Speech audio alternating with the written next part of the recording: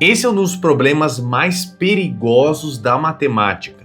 Um daqueles problemas que os matemáticos iniciantes são avisados para não perderem nem tempo tentando resolver. Esse problema, que a gente chama de conjectura, tem um enunciado bem simples, mas nem os melhores matemáticos do mundo foram capazes de resolver até hoje. Ele funciona assim, ó. Escolhe o número que você está vendo aí na tela. Que tal o 10? A gente vai aplicar as duas seguintes regras, que são as únicas. Se o número for par, a gente vai dividir por 2. E se o número for ímpar, a gente vai multiplicar por 3 e somar 1. Então, seguindo essa lógica, quando a gente pega o 10, como ele é par, a gente divide por 2, dá 5. 5 é ímpar, então a gente vai multiplicar por 3 e somar 1, que vai dar 16. O 16 é par, a gente divide por 2, que dá 8. O 8 é par, divide por 2, que dá 4. O 4 é par, divide por 2, que dá 2. O 2 é par, divide por 2, que dá 1. E aí o 1, como ele é ímpar, você multiplica por 3, soma 1, vai dar 4. Aí você segue todo o processo de novo e você fica nesse looping infinito, 4, 2 e 1. Então a conjectura diz o seguinte, que todo número inteiro e positivo que você aplicar essas regras vai acabar caindo nesse looping 4, 2, 1. Essa conjectura ela tem um nome, chama de conjectura de Collatz, em homenagem ao matemático Luther Collatz, ali por volta dos anos 1930, 1920. Mas esse problema tem vários nomes e origens diferentes, tá? Também é conhecido como conjectura de Ulam, problema de Kakutani, algoritmo de Hasse, problema de Siracusa ou simplesmente o problema 3n mais 1. E se a gente fosse plotar um gráfico, escolhendo números aleatórios e seguindo esse processo, a gente ia ver números que durante o seu ciclo ia chegar em valores extremamente altos, bizarramente altos, e de repente eles caem e chegam no número 1. Quer ver um exemplo? Ó? Vamos pegar o número 53. O 53, se você fizer todo o processo, a gente vai chegar no valor máximo de 160 e ele vai demorar 11 passos para atingir o número 1.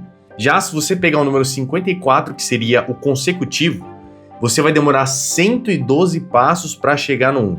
E ele alcança uma altura bizarra de 9.232. Ou seja, em todo esse ciclo que você vai fazendo essas operações de se for par, divide por 2, se for ímpar, multiplica por 3, soma 1, ele sobe até 9.000 e pouco para depois cair até 1 e ficar naquele ciclo 4, 2, 1. Então é interessante porque números tão próximos como o 53 e o 54 têm comportamentos tão distintos, tão discrepantes, e não é à toa que esse é um dos problemas mais difíceis e que até hoje a gente não resolveu. Uma forma interessante da gente visualizar esses números é colocar eles em uma espécie de árvore, começando ali do 1 e conectando todas as sequências em que cada número aparece, o que acaba formando essa árvore aí que você está vendo. E se essa conjectura for verdadeira, então qualquer número positivo que você imaginar vai aparecer em algum momento nessa árvore. E só por curiosidade, alguns matemáticos fizeram uma modificação nessa árvore, obedecendo ao seguinte padrão. A gente vai rotacionar no sentido anti-horário se o número for ímpar e rotacionar no sentido horário se o número for par. Então, quando você ajusta esses ângulos, a gente obtém uma estrutura muito curiosa e orgânica, do jeito que você está vendo aí. Essa aí é uma forma também de representar essa árvore gigantesca e infinita desses números, seguindo esse processo aí da conjectura. E bom, a gente tem duas maneiras de saber se essa conjectura é falsa ou não. Um jeito seria se a gente descobrir uma sequência de números em que, ao invés de cair no 1, ela cresce infinitamente, nunca para de crescer.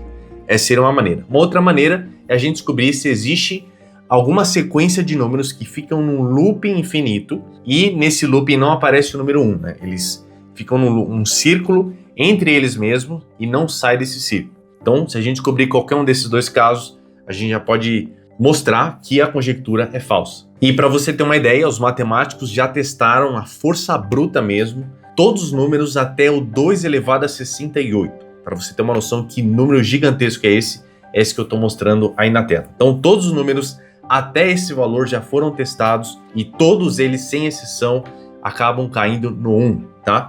Eles vão até chegar no ciclo final ali do 4, 2, 1. E por mais que isso faça parecer que a conjectura é verdadeira, ela não prova absolutamente nada. Já existiram situações bem parecidas com outros tipos de problema, em que a gente foi achar uma exceção lá com números gigantescos. E aí basta uma única exceção para jogar toda essa conjectura no lixo. Então por isso que mesmo testando vários números muito grandes, a gente não pode ter certeza e nunca vai poder ter certeza se essa conjectura é verdadeira. Simplesmente na força bruta isso não rola. E só por curiosidade, o que você acha que ia acontecer se a gente olhasse o padrão nos números negativos? Porque, como eu já falei, essa conjectura considera os números inteiros positivos. Mas se a gente olhasse nos negativos, será que ia ter alguma coisa bizarra acontecendo? O que acontece é que nos negativos existem 3 loopings independentes, o que é bem curioso, porque no lado dos números positivos, a gente sempre cai no looping 4, 2, 1, pelo menos essa é a conjectura, e nos negativos, a gente já descobriu 3 loopings que os números ficam rodando ali, que são independentes, né? Então, por que será que nos números positivos a gente tem um comportamento, nos negativos tem outro totalmente diferente? Bem, a verdade é que a gente precisa de um método inteligente, algum cérebro que resolva esse problema, que pense fora da caixa e consiga provar que essa conjectura é verdadeira ou provar que ela não é verdadeira. Que pelo menos até agora ninguém conseguiu fazer isso e existe uma chance pequena de que realmente nunca ninguém consiga trazer essa prova. Isso porque tem alguns tipos particulares de problemas da matemática que a gente não consegue demonstrar se eles são verdadeiros ou falsos, mas aí já é um assunto um pouco mais avançado que a gente pode deixar para trocar uma ideia depois. Mas me conta aí nos comentários se você já conhecia esse problema e se você gosta desse tipo de vídeo mais a nível de curiosidade, tá? Me conta que eu quero saber para trazer o melhor conteúdo aqui para vocês. Combinado? Comenta aí, se inscreve, deixa o seu like e a gente se vê no próximo vídeo.